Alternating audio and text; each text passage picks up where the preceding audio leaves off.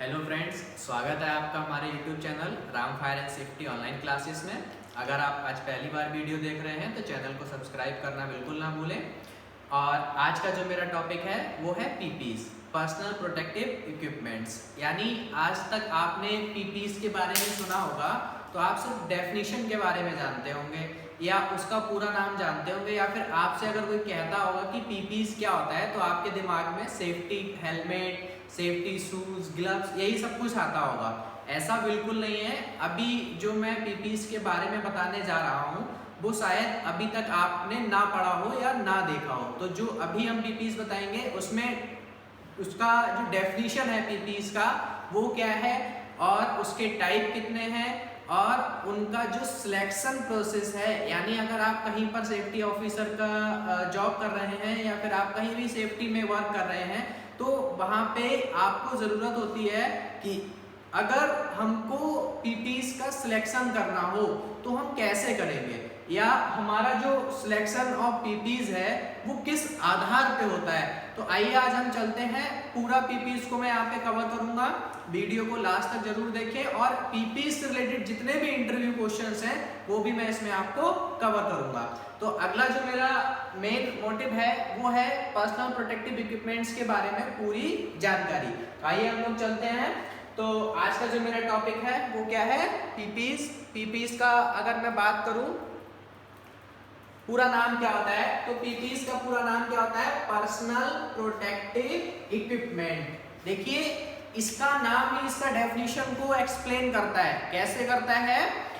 Personal मतलब जो इसको वियर करे, प्रोटेक्टिव मतलब जो उसको बचाए, और इक्विपमेंट यानी ऐसे इक्विपमेंट, ऐसे क्लोथ्स जो क्या करे, वर्कर को या फिर जो इसको पहने उसको क्या करे, प्रोटेक्ट करे।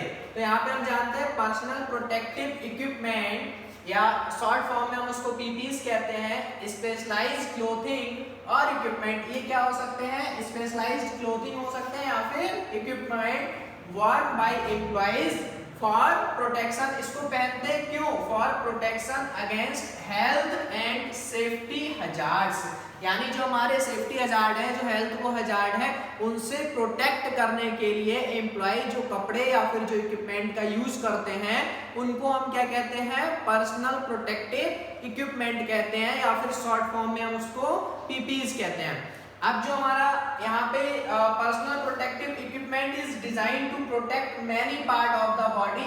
अब जो पर्सनल प्रोटेक्टिव इक्विपमेंट है या जो पीपीज है ये डिजाइन होता है किसके लिए, many part of the body, यानी हमारी जो बॉडी है उसके विभिन्न प्रकार को या विभिन्न प्रकार के जो अंग है या जो बॉडी पार्ट्स हैं उनको सुरक्षा देने के लिए। अब यहाँ पे जो मैं बात बताने जा रहा हूँ वो जरूरी है जानना कि पीपीज के अकॉर्डिंग बॉडी पार्ट्स को कितने भागों में बांटा गया है। अभी तक हम क्या करते हैं, अपनी बॉडी पार्ट्स को जब गिनते हैं तो क्या करते हैं, सिर, हैंड, जो हमारा पैर है और जो हमारा बीच का पार्ट है इसको हम काउंट करते हैं। लेकिन पीपीज के अकॉर्डिंग हम दो तरीके से अपनी बॉडी को बांटते हैं। वो दो तरीके कौन कौन से हैं, देखिए दो तरीके हैं, एक रेस्पिरेटरी सिस्टम और दूसरा नॉन रेस्पिरेटरी सिस्टम। यानी हमारी बॉडी को पीपीज के अकॉर्डिंग कितने भागों में बांटा गया है, दो, रेस्पिरेटरी और नॉन रेस्पिरेटरी। रेस्पिरेटरी मतलब जो श्वसन तंत्र है और नॉन रेस्पिरेटरी मतलब जो श्वसन तंत्र के अलावा है। तो यहाँ पे इसी के आधार पे पीपीज को कितने भागों में बांटा है। अभी तक आपने टाइप ऑफ पीपीज नहीं पढ़े होंगे, आपने बहुत तरीके से पढ़ा होगा कि सेफ्टी हार्नेस या फिर safety glove, safety shoes, safety helmets, goggles, face shield, तमाम पीपीज के बारे में पढ़ा होगा। लेकिन वो टाइप ऑफ पीपीज नहीं है, वो क्या है, एक टाइप के क्या है, वो कुछ इक्विपमेंट्स है या फिर वो कुछ क्लोथ्स हैं। लेकिन यहाँ पे मैं क्या बता रहा हूँ, टाइप ऑफ पीपीज। तो टाइप ऑफ पीपीज कितने हैं, दो, पहला रेस्पिरेटरी और दूसरा नॉन रेस्पिरेटरी। यानी पीपीज में क्या है, रेस्पिरेटरी में क्या आता है, श्वसन तंत्र संबंधित, जैसे कि हमारा यहाँ से शुरू होता है श्वसन तंत्र में मुंह, नाक, गला, ये सब किसमें आता है, हमारा रेस्पिरेटरी प्रोसेस में आता है। और नॉन रेस्पिरेटरी में हमारे हाथ, हमारा सर, हमारी आंख, हमारे कान, हमारी नाक, जो सॉरी नाक तो हमारा रेस्पिरेटरी में चला जाता है, और फिर हमारे पैर, ये सब किस में आते हैं, हमारे नॉन रेस्पिरेटरी में आते हैं। तो जब हम कोई वर्क करते हैं या फिर हम कहीं वर्किंग प्रोसीजर फॉलो करते हैं, जब हमें वहां पे सिलेक्शन की बात होती है तब हम किस आधार पे करते हैं, ये मैं आगे बता रहा हूं। अभी रेस्पिरेटरी और नॉन रेस्पिरेटरी ये भी दो टाइप के होते हैं। तो रेस्पिरेटरी कितने टाइप के होते हैं, दो। तो रेस्पिरेटरी जो, अब देखिए यहाँ पे मैं पीपीज की बात कर रहा हूं, तो पीपीज मैंने दो टाइप के बताए, रेस्पिरेटरी और नॉन रेस्पिरेटरी। अब यहाँ पे रेस्पिरेटरी के भी दो टाइप हैं, कौन कौन से, एयर प्यूरिफाइंग और एयर सप्लाई। अब देखिए अभी जो आप कोविड-19 के दौर से गुजर रहे हैं, तो यहाँ पे क्या है, आप मास्क पहनते हैं, क्या पहनते हैं, मास्क पहनते हैं। तो मास्क क्या कर रहा है, मास्क क्या कर रहा है, एक मैकेनिकल फिल्टर है। ये क्या है, मैकेनिकल फिल्टर है, जो कोविड-19 के वायरस को आपके, क्योंकि ये क्या है, रेस्पिरेटरी डिजीज है, कोरोना एक क्या है, रेस्पिरेटरी डिजीज है। आपने सुना होगा सार्स प्रजाति का है, वो भी रेस्पिरेटरी सिंड्रोम था। तो ये क्या होता है, इसको बैरियर के रूप में, यानी इसको रोकता है। तो ऐसे ही अगर मैं बात करूं तो रेस्पिरेटरी कितने टाइप के हैं, दो, पहला एयर सप्लायर और दूसरा एयर प्यूरिफाइंग। यानी रेस्पिरेटरी में जैसे कि आप स्कावा का आपने नाम सुना होगा, सेल्फ कंटेन्ड ब्रीदिंग अपार्टस जो होता है, उसमें आपने देखा होगा कि ऑक्सीजन का सिलेंडर होता है, लेकिन अभी कई जगह आपने देखा होगा जो मास्क पहने हैं उसमें कोई ऑक्सीजन सिलेंडर नहीं लगा है। तो यहाँ पे जब हम कन्फाइंड स्पेस में वर्क करने जाते हैं तब वहां पे हमें क्या होता है, चूज करना होता है कि हमको प्यूरिफायर लेना है या सप्लायर लेना है। अब देखिए कन्फाइंड स्पेस में क्या होता है, एक मेन हजार्ड होता है ऑक्सीजन डिफिशियंसी या फिर गैस कंटेनमेंट्स। अब ऑक्सीजन डिफिशियंसी या फिर गैस कंटेनमेंट्स में हम क्या करेंगे, हमेशा क्या लेंगे, एयर सप्लायर। या हमेशा क्या लेते हैं, एयर सप्लायर। यानी जहां पर या तो ऑक्सीजन की कमी हो या फिर वहां के ऑक्सीजन में या उसकी हवा में क्या हो, गैसेस हो, हजार्डस गैसेस हो, टॉक्सिक गैसेस हो। तो ऐसी कंडीशन में यहाँ पे ऑक्सीजन डिफिशियंसी और दूसरा गैसेस,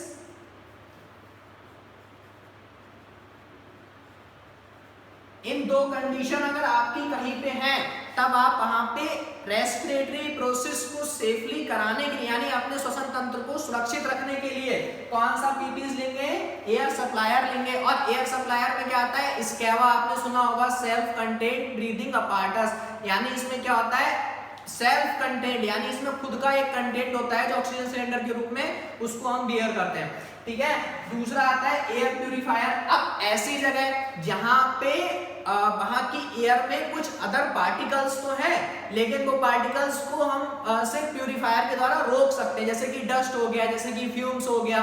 तो इस कंडीशन में हम क्या करते हैं, प्यूरिफायर लेते हैं। यानी वहां पे ऑक्सीजन डिफिशियंसी नहीं है, ऑक्सीजन जितनी मात्रा में चाहिए हवा में है, और जो गैस कंटेमिनेंट्स हैं वो क्या है, हमारे लिए मोर हजार्डस नहीं है। तो उस समय हम क्या यूज करते हैं, एयर प्यूरिफायर यूज करते हैं। और यहाँ पे मैं आगे बताऊंगा कि एयर प्यूरिफायर और एयर सप्लायर कितने टाइप के होते हैं।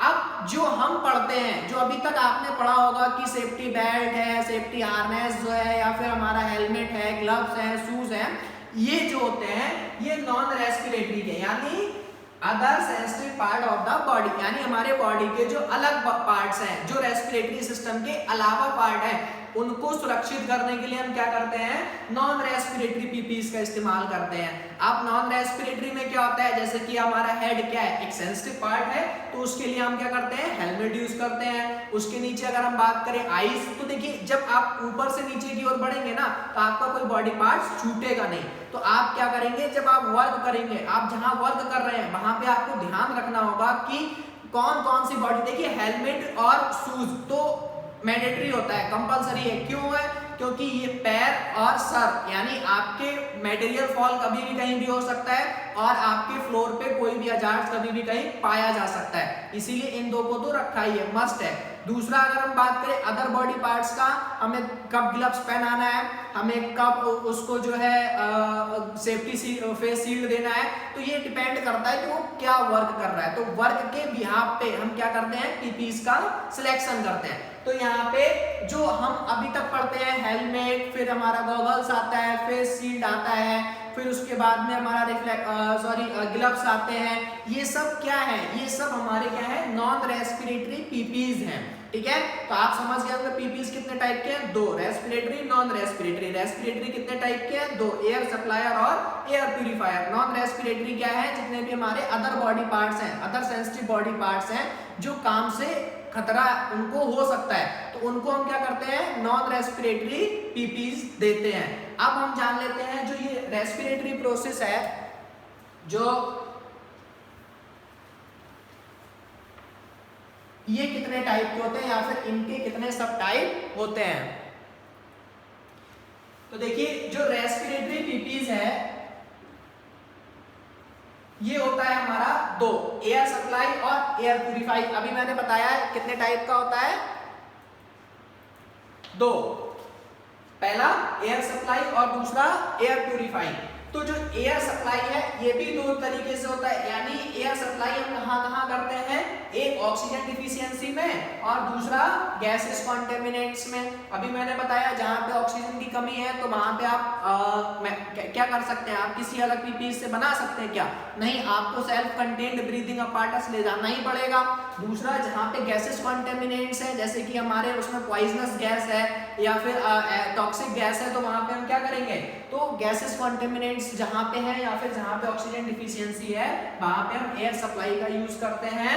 और जहां पे अगर मैं बात करूं जहां पे फिल्टर के द्वारा क्या कर सकते हैं, हम उस जो पार्ट्स हैं या जो पार्टिकल्स हैं उनको हम अलग कर सकते हैं, तो उनको हम कहाँ रखते हैं, एयर प्यूरिफाइंग में। और एयर प्यूरिफाइंग में 2 तरीके के फिल्टर यूज होते हैं, एक होता है केमिकल फिल्टर और एक होता है मैकेनिकल फिल्टर। केमिकल फिल्टर में क्या होता है, एक कंटेनर में, कैनिस्टर में क्या करते हैं, केमिकल को स्टोर करते हैं और उसके थ्रू जो हम ऑक्सीजन लेंगे उस बॉटल के थ्रू ऑक्सीजन होती हुई, हवा होती हुई जाती है, जिससे हमें तक क्या होता है, हम तक सेफ ऑक्सीजन पहुंचती है या फिर शुद्ध हवा काफी हद तक पहुंचती है। तो यहाँ पे मैंने पीपीज को भी बताया, पीपीज में मैंने टाइप ऑफ पीपीज बताए, डेफिनेशन ऑफ पीपीज बताई, उनके सब टाइप बताए।